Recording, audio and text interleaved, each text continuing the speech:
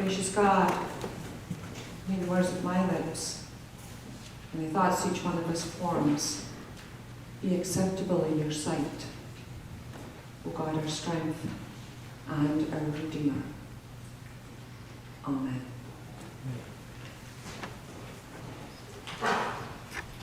6 days later, we climbed the high mountain.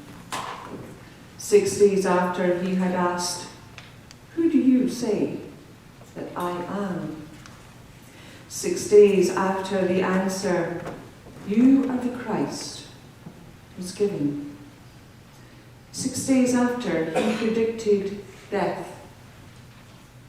the journey to Jerusalem, suffering, the hands of the elders and the chief priests, and that he, Jesus, must die. 6 days after Peter said, "Never, Lord, this shall never happen to you." 6 days after Jesus replied, "Get behind me, Satan. You are a stumbling block. You do not have in mind the things of God, but the things of men." 6 days after all this, we walked in the heat of the sun, following in silence, climbing the high mountain, Tabor. No talking, no arguing, no discussion about who was greatest, no questioning about what did it all mean. Only breathing, heavy breathing, higher, higher, higher we climbed, harder, harder, harder it was to breathe. Jesus walked as a man possessed. We could hardly keep up. Hard, raspy breathing. Finally, we stopped at the top of the mountain. Breathing was rushed, pained, sharp, shallow. We could see miles and miles and miles from that mountain top. The air was wide, and time seemed slower. I remembered stories of other mountains, Moses, Elijah. The view was breathtaking. And I remembered the words as the sun set gold and red on the horizon. I remembered the words, "Suffer and die." Surely not. How can this be? There must be an alternative. There must be another way. We sought alternatives. We looked for other ways, second opinions. We wanted to stop time. As always, when bad news is received, there must be another way. The family in the hospital waiting room have just heard the worst news of their life. The patient reaches out to her husband, the healthy one, offering comfort. "It will be all right," she whispers. "We will get through this." He wants to stop time. There must be another way. We must find a second opinion. On the evening news, when all around we see is chaos in the Ukraine, as we read of another Canadian soldier committing suicide, a teen missing from home, a bomb blast in Afghanistan, a man going on a rampage, stabbing, injuring, killing in a Loblaws warehouse, as a young adult is bullied in school because of sexual orientation. All these moments, real moments in real lives, there is someone who wants to stop the world, to stop time, to find another way. A way that does not include suffering and dying. And yet it is in these moments and more that we are on holy ground, on mountain tops and hospital rooms, in prison cells and refugee camps, as fathers reach to struggling daughters, as mothers embrace sons with drug and alcohol addictions, as children die, as spouses suffer, as cancer is uttered, as fear clutches the heart and closes the throat, and a hand reaches out. This is holy ground. In these moments, we realize that God is present in our suffering and our sacrifice, as well as our promise and potential. All because of Jerusalem and a cross. And so it was that 6 days later we climbed a mountain to pray. 6 days later he was transfigured, changed, brilliant white light oozing from him, from his clothes, from his face, from his fingers, from his eyes. The brightness was blinding. Moses and Elijah were there too.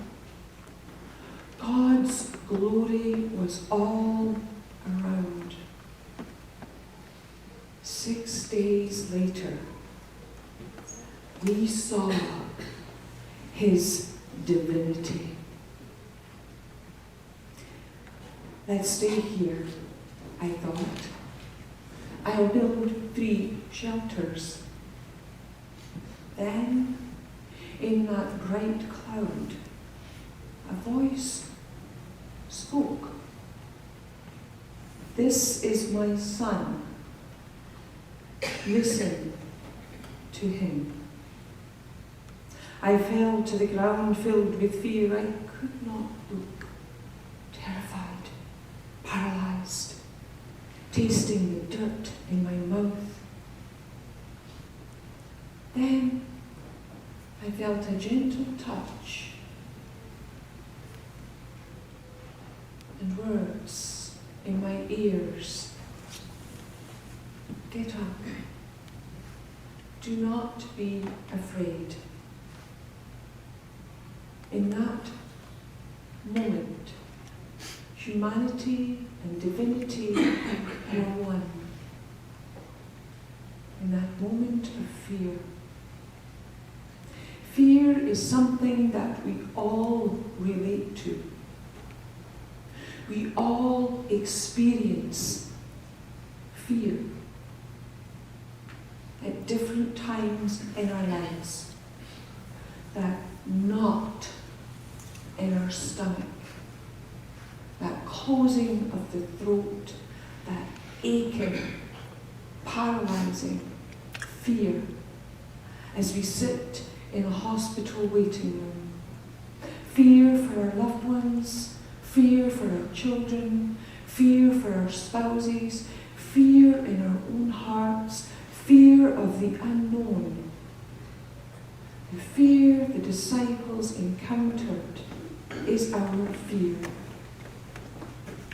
Jesus does not leave the disciples there, dead in their terror. He says, get up. Do not be afraid. Those those are words that echo throughout Matthew's Gospel. The angel told Mary, "Do not be afraid." The shepherds in the field at night heard the words, "Do not be afraid."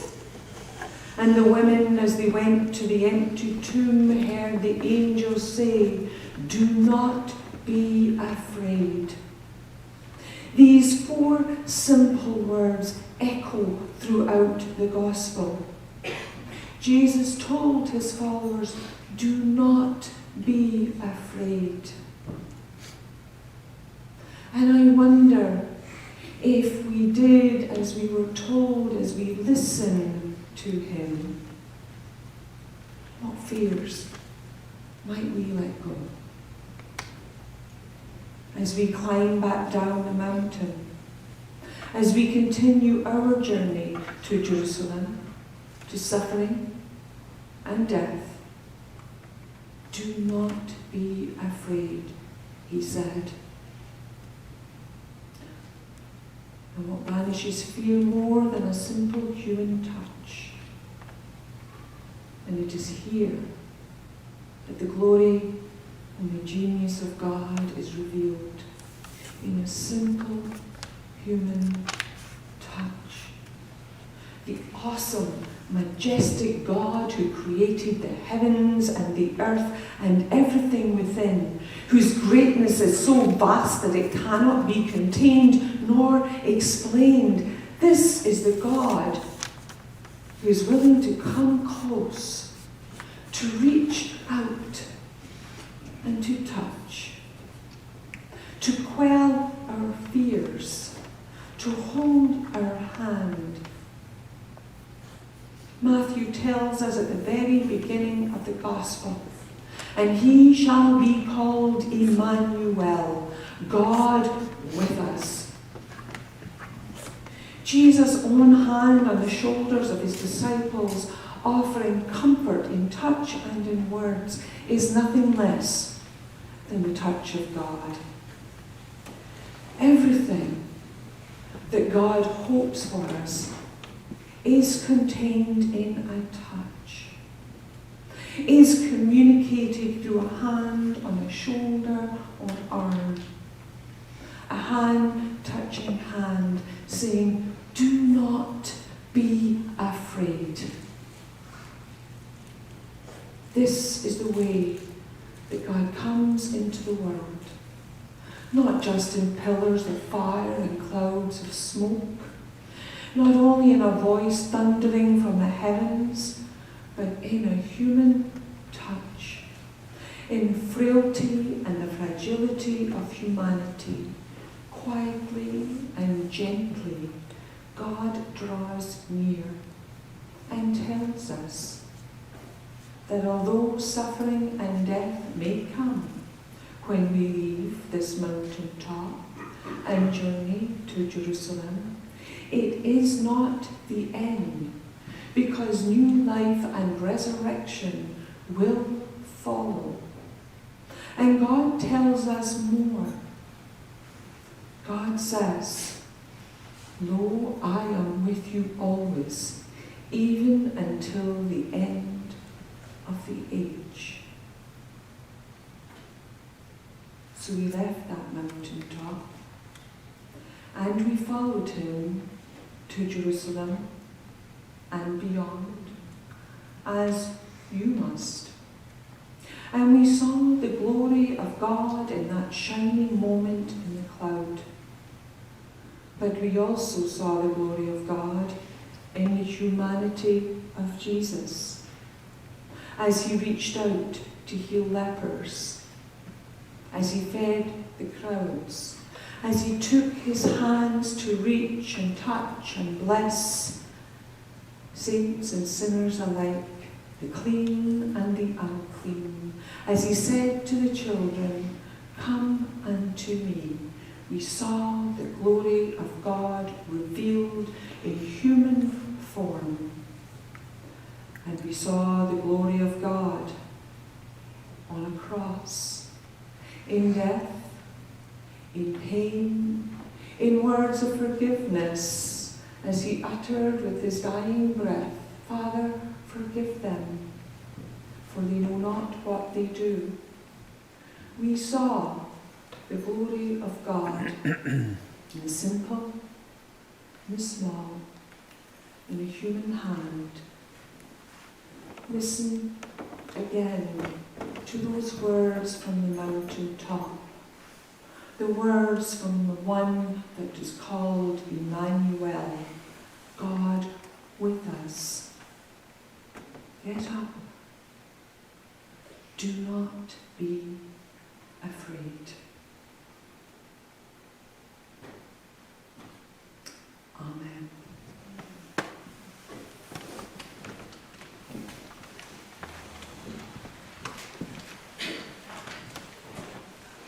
Let us offer